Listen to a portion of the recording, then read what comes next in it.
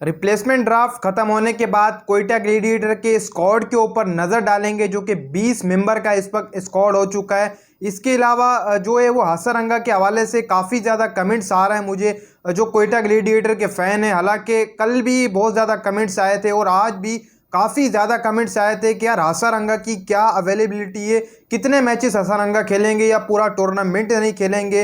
ये भी जो है वो आप सबको इस वीडियो में देखने को मिलेगा। दोनों चीज़ें जो है वो एक साथ करेंगे। पहले जो है वो हसरंगा की रिपोर्ट आपके साथ शेयर करेंगे, फिर पूरा स्क्वाड भी मैं आपको बताऊंगा। रिजर्व में जो प्लेयर रखा है वो भी मैं आपको बताऊंगा कि रिजर्व में कौन आ सकता है। हसरंगा के हवाले से खबर कुछ इस तरीके से कि पहले हसरंगा खाली टीम का हिस्सा हुआ करते थे, जिसके बाद अब उन्हें T20 का जो है वो कैप्टन बना दिया गया है श्रीलंका की तरफ से, यानी कि वो कैप्टनसी भी करते हुए आपको दिखाई देंगे श्रीलंका के खिलाफ से, जिसके चलते वो कहीं ना कहीं पर कोयटा ग्लैडिएटर के लिए परेशानियां तो थी ही थी और ज़्यादा मजीद बढ़ गई जब उन्हें श्रीलंका ने कैप्टन बनाया। अब यहाँ पर देखा जाए हसरंगा की अवेलेबिलिटी के हवाले से तो कहीं ना कहीं पर हसरंगा आपको अवेलेबल नहीं नज़र आने वाले। देखो, सबसे पहले वो अपना अफगानिस्तान से सीरीज़ खेलेंगे, PSL जब चल रहा होगा। कहीं ना कहीं जाकर 21 जो है वो फरवरी को सीरीज़ ख़त्म होगी, यानी कि 17 को PSL स्टार्ट होगा, 21 को इनकी सीरीज़ होगी ख़त्म। कहीं ना कहीं पर ये 22 या 23 या फिर 24 तारीख को जो है वो हसरंगा कोयटा ग्लैडिएटर को दस्तयाब होंगे, 24 फरवरी को, और तकरीबन जो है वो 4 मार्च तक ही सिर्फ और सिर्फ हसरंगा दस्तयाब रहेंगे। यानी कि 2 से या 3 मैचेस हद मार के हसरंगा जो है वो प्ले करते हुए नजर आएंगे कोयटा ग्लैडिएटर की तरफ से।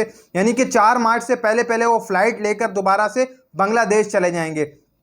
आपको बता दूं 21 फरवरी के बाद, यानी कि 21 फरवरी या 22 या 23 फरवरी को हसरंगा कोयटा ग्लैडिएटर को दस्तयाब हो जाएंगे और 4 मार्च से पहले पहले हसरंगा PSL छोड़ देंगे। PSL छोड़कर हसरंगा बांग्लादेश चले जाएंगे, जहां पर उन्हें सीरीज़ खेलनी है बांग्लादेश से। फिर उसके बाद क्या पता एंड में दोबारा से जो अवेलेबल हो जाए हसरंगा दोबारा से, लेकिन बहुत मुश्किल है कि हसरंगा पूरे ही अवेलेबल हों। कहीं ना कहीं पर जो है वो बीच में हसरंगा अवेलेबल होंगे, जैसे मैंने आपको बताया 21 से लेकर जो है वो 4 मार्च तक हसरंगा अवेलेबल होंगे। 21 फरवरी से 4 मार्च तक इस दरमियान में हसरंगा 2 या 3 या 4 मैचेस कोयटा ग्लैडिएटर की तरफ से खेलेंगे, फिर वापस चले जाएंगे। इसके अलावा इसकी रिप्लेसमेंट जो थी वो बिस्मिल्लाह खान को रखा गया था, हसरंगा की रिप्लेसमेंट दी गई थी, इसको रिजर्व नहीं छोड़ा गया था। हालांकि रिप्लेसमेंट फटाफट पकड़ ली थी बिस्मिल्लाह की, यानी कि जैसे ही हसरंगा जाएंगे तो कहीं ना कहीं पर बिस्मिल्लाह उनकी जगह जो कोयटा ग्लैडिएटर के साथ साथ चलेंगे। अब जो है वो थोड़ा बहुत डीप एनालिसिस कर लेते हैं कोयटा ग्लैडिएटर के स्क्वाड का।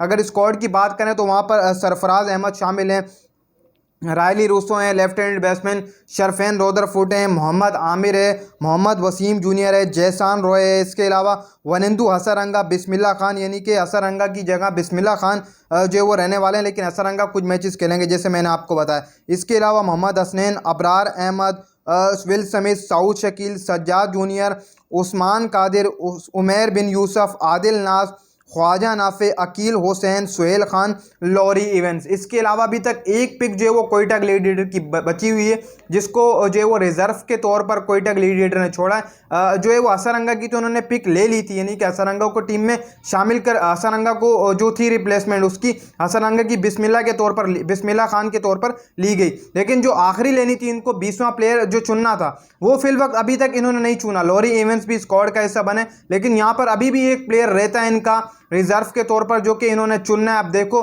ये कुछ ही दिनों तक जो है वो एक मजीद प्लेयर जो है वो यहाँ पर चुनेंगे, जो कि इनके स्क्वाड के अंदर शामिल होगा कुछ इस तरीके से कि कोई एक नाम जो है वो देखा जाएगा, जो ड्राफ्टिंग के प्लेयर बचे हुए थे उनमें से एक नाम जो है वो यहाँ पर आएगा और ये इनका स्क्वाड मुकम्मल हो जाएगा। बाकी बात की जाए कोयटा ग्लैडिएटर के स्क्वाड की, तो इस साल सब टीमों से अच्छा बैलेंस और सबसे मैं समझता हूँ कि बेहतरीन यूनिट मैं समझता हूँ कि जो बनेगी वो कोयटा ग्लैडिएटर की बनेगी। कहीं ना कहीं पर कोयटा ग्लैडिएटर PSL 9 का फातिहा बन सकता है अगर ये एक अच्छा कॉम्बिनेशन इस स्क्वाड से ढूंढ सकते हैं। इनके पास लेफ्ट हैंड बैट्समैन भी हैं, स्पिनर भी मौजूद हैं। इसके अलावा फास्ट बॉलिंग अगर इनकी देखी जाए वहाँ पर मोहम्मद हसनैन, इसके अलावा वसीम जूनियर, मोहम्मद आमिर खुद मौजूद हैं। तो कहीं ना कहीं पर सरफराज अहमद के पास एक तगड़ा जिसको बोलते हैं ना कि टैलेंट मौजूद है। वो अगर अपना दिमाग लड़ाएं, कहीं ना कहीं पर दिमाग लगाएंगे तो कहीं ना कहीं जो वो आपकी कोयटा ग्लैडिएटर PSL 9 जीत सकती है। अच्छा स्क्वाड है कोयटा ग्लैडिएटर का। बाकी टीमों से देखा जाए वैसे तो